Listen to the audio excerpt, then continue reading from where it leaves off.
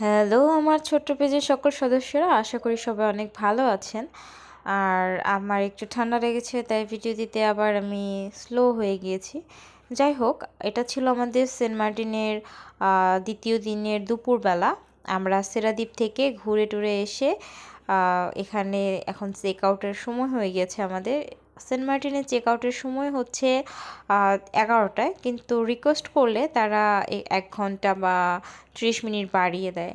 R check in করার time হচ্ছে 1টায়। তো এদের মেনটেন্যান্সের কাজ থাকে, তাই চেক আউট করার ব্যাপারটা ওনারা একটু স্ট্রিক্টলি দেখলাম।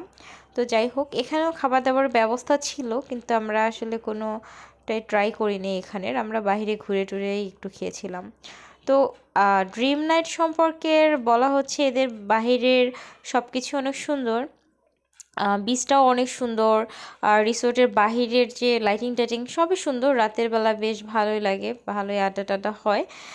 কিন্তু ভিতরের রুমগুলো যদি ব্যবস্থাপনাটা আরেকটু ভালো হতো তাহলে আরেকটু বেশি ভালো হতো। তো আমরা চেক আউট করে ফেললাম। তো চেক আউট করে আস্তে আস্তে দেখলাম যে আবার ভাটা হয়ে গিয়েছে। আমরা মাত্রই জোয়ার দেখে রুমে গিয়ে ফ্রেশ ট্রেশ হয়ে বের হতে হতে এতক্ষণ যেখানে জলে থই থই করছিল, এখন আবার সেখানে গাড়ি ঘোড়া মানুষ সব কিছু চলছে। আর এই যে কোরালগুলো কক্সবাজারে যেমন একদম ফ্রেশ থাকে, সাগরটা মানে পানিতে নামার সময় কোনো সমস্যা থাকে না, কিন্তু এখানে একটু ভয় থাকে যে কোরালে আঘাত লাগতে পারে। তাই তো আমরা চেক আউট করে ফেললাম আমাদের প্রথম দিনের রিসোর্ট থেকে। এটা ছিল পশ্চিম বিচ। তো আমরা এখন একটা রিসোর্ট নিয়েছি, এটা ছিল পূর্ব বিচে। তো আমরা গতকাল রাতে যেখানে খেয়েছিলাম প্রথম দিন, আমরা আবার সেটা খুঁজতে খুঁজতে খুঁজতে এসেছিলাম, কারণ আমরা প্রথম দিন এখানে খাওয়া দাওয়া করে বেশ ভালোই খেয়েছিলাম, মাছটাও বেশ ভালোই ছিল। তো সেই লোভে লোভে আবার আজকেও এখানে চলে আসলাম। তো এখানে তারা বিভিন্ন মাছের পসরা সাজিয়ে রেখেছে, তো আমরা মাছের অর্ডার দিয়ে আসলাম।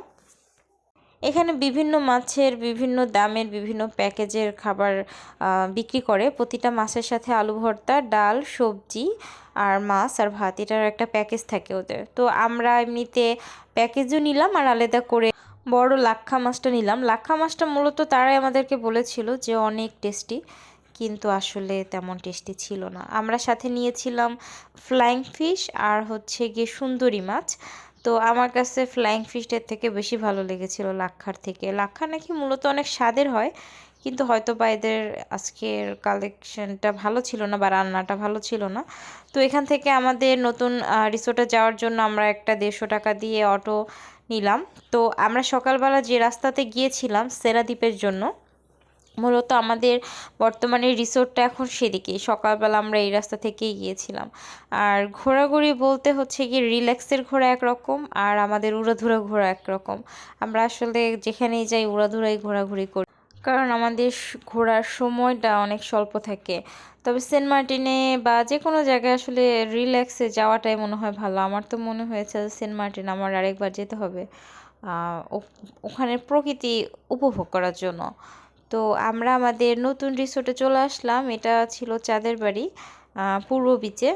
তো এটার সৌন্দর্য অন্যরকম ছিল। এই যে চাঁদের বাড়ির রিসোর্টটাই অনেক সুন্দর, তবে একটু এক্সপেন্সিভ মনে হয়েছে। ওদের ফ্যাসিলিটির যতটা দিয়েছে, তো এখানের এক্সপেন্সিভ ভাড়াটা একটু মনে হয় আমার কাছে বেশি ছিল। এই যে ওয়েলকাম জানাচ্ছে, এদের পরিবারটাই এখানে থাকে এই সদস্যদের। এখানের রিসোর্টটা একদমই গ্যাদারিং ফ্রি, একদম নির্জন।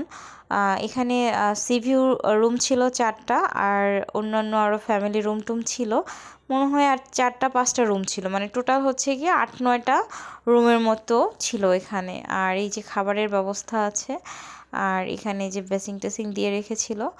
আর এই যে এই সদস্যরা এখানেই থাকে এদের ফ্যামিলি নিয়ে।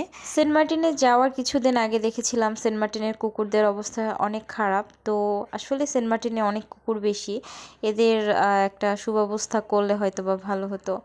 তো এখানে আমাদের ওয়েলকাম ড্রিঙ্কস দেওয়া হচ্ছিল, এটা কমপ্লিমেন্টারি ছিল। এখানকার রিসোর্টের লোকজনেদের এমনিতে আতিথেয়তা বেশ ভালোই ছিল। তো সেই দিক থেকে ভালোই লেগেছে রিসোর্টের সব কিছু।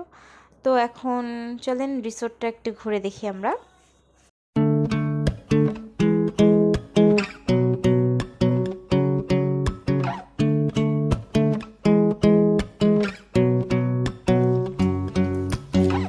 তোমার জন্য নীলছে তারার একটুখানি আলো, ভোরের রং রাতের মিশে কালো, কাঠ গোলাপের সাদার মায়া মিশিয়ে দিয়ে ভাবি আবছা নীল তোমার লাগে ভালো। তোমার জন্য নীলছে তারার একটুখানি আলো, ভোরের রং রাতে মিশে কালো, কাঠ গোলাপের সাদার মায়া মিশিয়ে দিয়ে ভাবি আবছা নীল তোমার লাগে ভালো।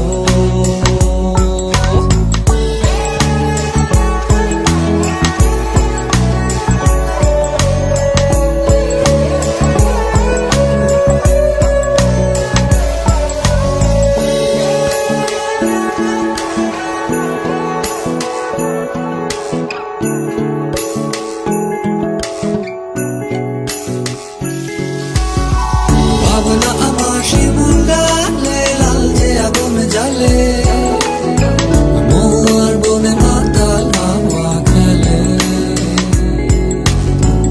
এক মুঠো রোদ আকাশ ভরা তারা, ভিজে মাটিতে জলের নকশা করা মনকে শুধু পাগল করে ফেলে। আমরা রুমে ফ্রেশ ট্রেশ হয়ে বেরিয়ে পড়লাম বিচ ঘোরার জন্য। আর এখানে একজন ফুটবল প্লেয়ারের সাথে আমার দেখা হয়ে গেল, যে সব কিছু হলুদ পড়েছিল এবং তাকে চমৎকার লাগছিল। আর এই যে কোরালগুলো দেখা যাচ্ছে, কোরালের সবথেকে ডেঞ্জারাস হচ্ছে গিয়ে এই যে এখানে পরজীবী কিছু প্রাণী আছে, শামুক, ঝিনুক। তো এই ঝিনুকগুলো আমি ভিডিওতে দেখেছিলাম যে কিছু কিছু এরিয়ার লোকজন আবার এগুলো খায়। এগুলো হচ্ছে যে যার রুচির ব্যাপার আসলে। কিন্তু এখানের সবথেকে ডেঞ্জারাস হচ্ছে যখন আপনি গোসল করতে নামবেন, তখন এগুলোতে পায়ে বাঁধলে ডেফিনেটলি কাটবে। আমার কেটে গিয়েছিল পা।